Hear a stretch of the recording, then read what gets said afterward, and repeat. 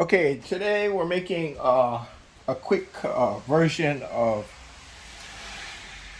Kalbi style uh, teriyaki or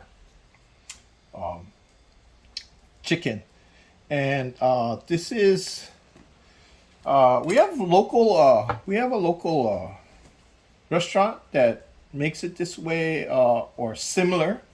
I like the way they cut the chicken. They use chicken thighs.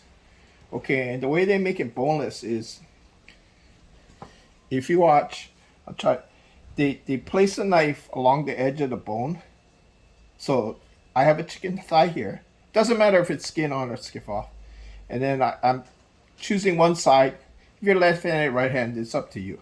Okay, so I'm gonna cut down slightly, like halfway through, and I'm just gonna gradually rock this back and forth, and I'm gonna push this way against the bone.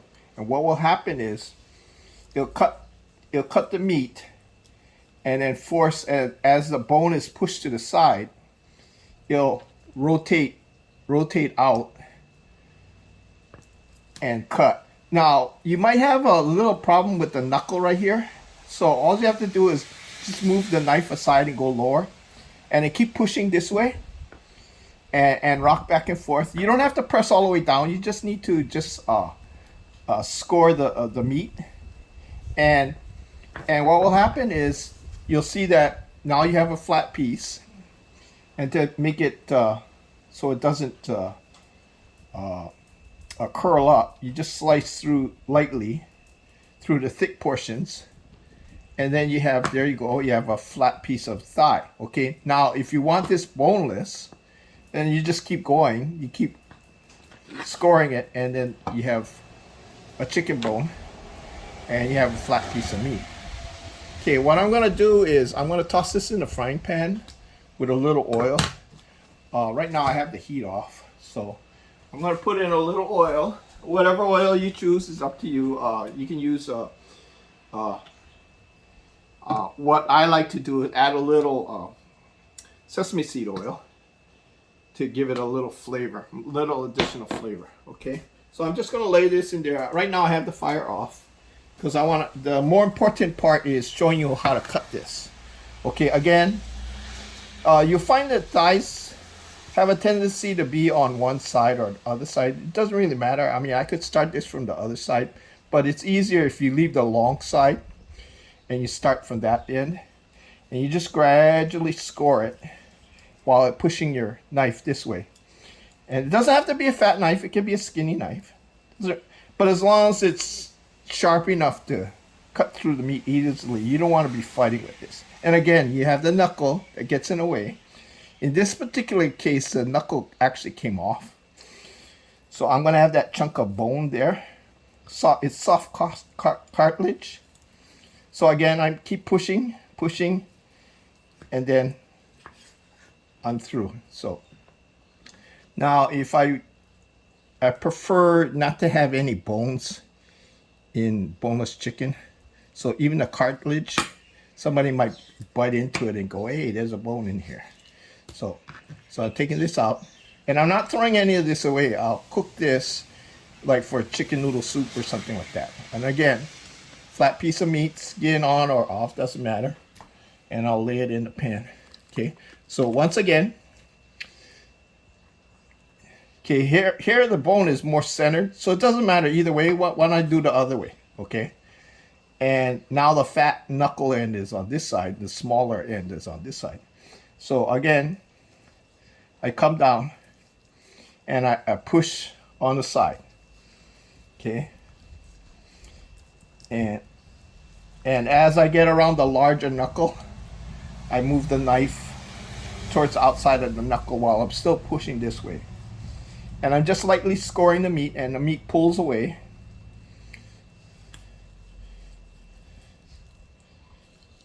And again, I have, well, this one has a lot more meat on the bone. But again, I have this chunk of cartilage right there, so I'm just going to cut this off. And as I mentioned before, save all these pieces for soup. Okay, so a flat piece of meat. And there's couple thick parts here, so I'm just going to score it. Okay, so it's all flat. Okay, and then one more. These come in four thigh trays, so same thing. Ooh, these are big knuckles, and I keep getting caught on a knuckle, but that's okay. So, and I'm just going to cut this straight through to make it more even. Okay, so another flat piece of meat, kind of thick on this side, so I'm just going to score it. Okay, the thick parts. Okay, so 4 pieces, and let me move this so that you see the frying pan. Okay, so now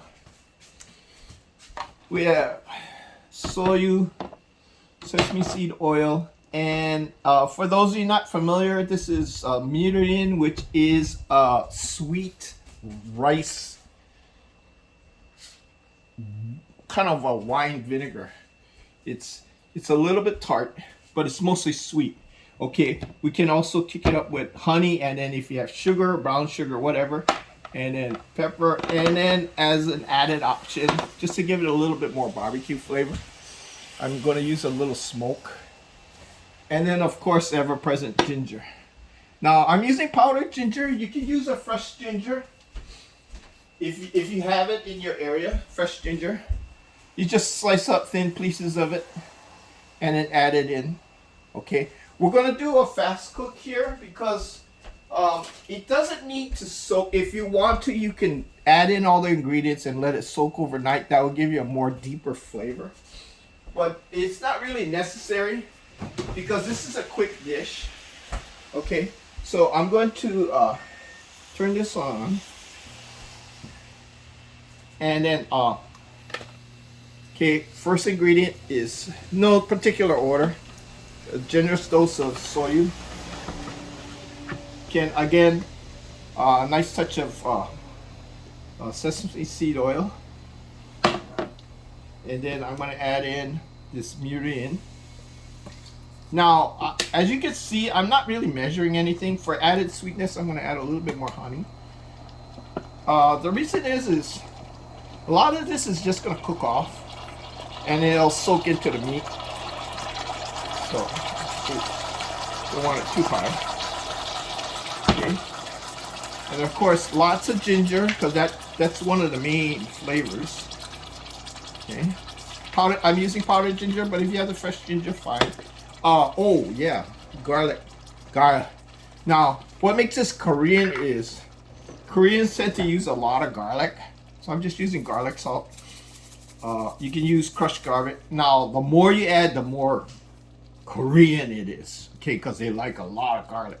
But I'm just adding a light touch because this is more Japanese style. Salt and pepper. You can hold up on the salt because there is a lot of salt in the Shoyue, especially this particular brand. And then again, this is optional, just a touch of liquid smoke. I'm just gonna add like 2 drops. One, okay, because this stuff is strong. So it's just to add a little smoky flavor. Okay, I got it. Okay, what's gonna happen is I'm slow cooking it about medium heat, and then I'll be turning this frequently so that the sauce mixes. And again, you don't need to worry about this like mixing properly, because like I says, as you turn it, it'll coat the chicken and blend everything together. Now you can add green onions. I have some outside, but it's raining right now. But I can always add the green onions later. Green onions is always best served fresh, chopped up fresh, and just when you serve it. So if you plan to like cook this ahead of time and just chill it after, that's fine. What you would do is you heat it up and you add a little touch of sesame seed oil to give it because the fragrance of this disappears after a while. And then you sprinkle on your chopped green onions, and then if you have roasted sesame seeds, you know, then that adds more of the Korean side to it. If you wanted the more Japanese side, then you would put on a little bit more shredded ginger and also green onions, and you can hold up on the sesame seed oil. Okay, so I'm slow cooking it right now, medium heat, just to make sure the chicken gets cooked. And as it cooks, the juices will come out. And as you can see, the sauce already mixed up already, and it's soaking into the chicken. And turn it off, because what will happen is the liquid will evaporate. I'm going to turn up the heat a little higher. The liquid will evaporate. As it evaporates, all the fat and oil will sink to the bottom and coat the pan.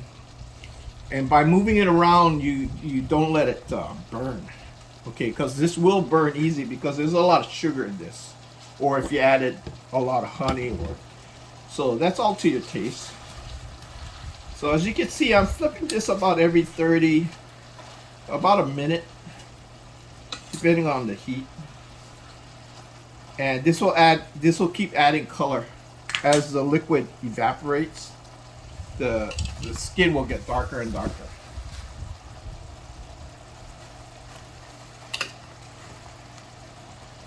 Okay, so again, flipping.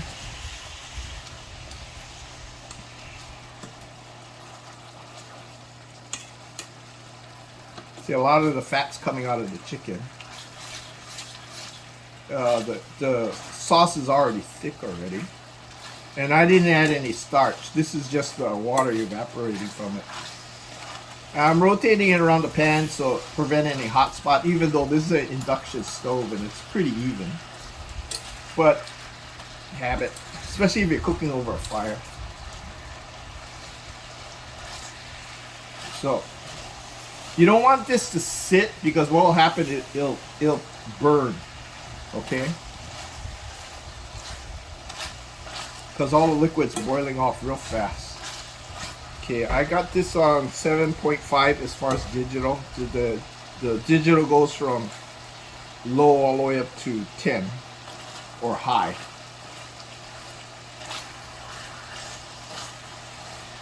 Okay.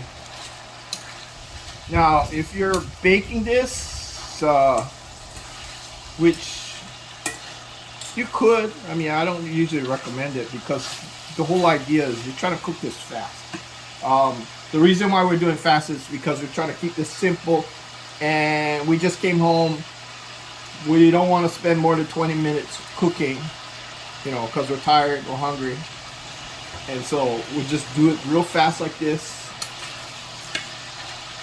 And right now, if we came home, we would have a pot of rice going right now, or whatever starch you want, and that'd be cooking on the side. Okay, and you can see it's starting to get darker. Okay.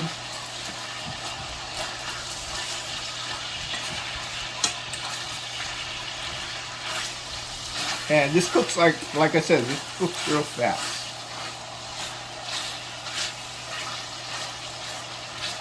Okay, as you can see, there's no liquid on the bottom. And we have, all this is fat. This is all chicken fat. And the oil that we use there. Okay, so.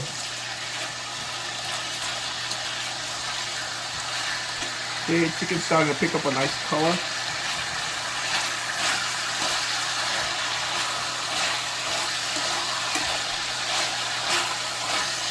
Okay, I'm going to turn down the heat a little because I don't want it to burn. So I got it on a little bit above medium, 6.5. And again, watching it, flipping it often. You can see the meat side's really dark now. So we'll probably let it sit in the skin side to darken the skin. And again, the reason why I'm moving it so often is because I don't want it to sit in one spot and burn.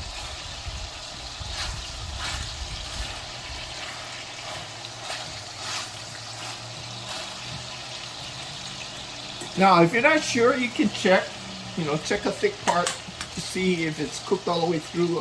Usually that's, with this, once it reaches this color, it's pretty much cooked already. So I'm cutting it open. Just about there, just about there. So when you reach the color, the darker color, you're pretty much sure it's already cooked already. But just to be sure, you know, check one of the thick pieces right here and cut it open, see if it's cooked all the way through. Now, of course, if you plate this and you see any blood coming out, put it back on the stove and cook it the rest of the way through. Or if you're gonna serve this later, reheat it in the oven, okay? Or air fryer, rack. It's gonna drip a lot, okay? If you have it on an air fryer rack. So you make sure you have a pan on the bottom. And you have to watch it because there is a lot of sugar in this. It will burn real quickly. Okay. So you see how dark that got. Okay, so we're pretty much good on this side. I want the skin a little darker.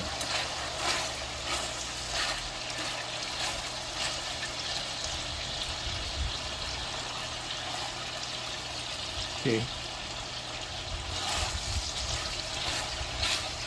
You don't want to cook this too long because it will dry out, especially if you're using a barbecue grill.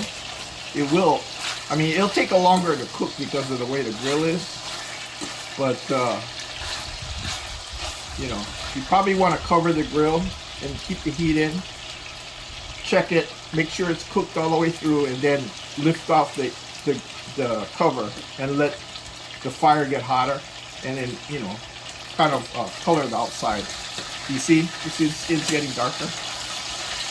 Okay, there you go. Now we're pretty much sure that it's cooked all the way through at this point. So I'm just gonna get it a little bit darker. Again, you see the pan's burning, starting to burn already. So that's why I keep moving this around. Okay.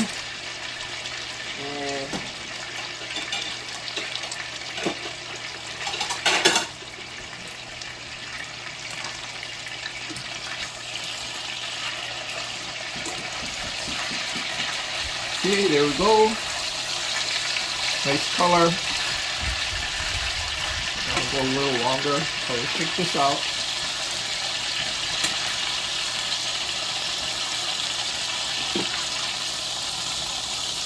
Okay, L&L style boneless barbecue chicken.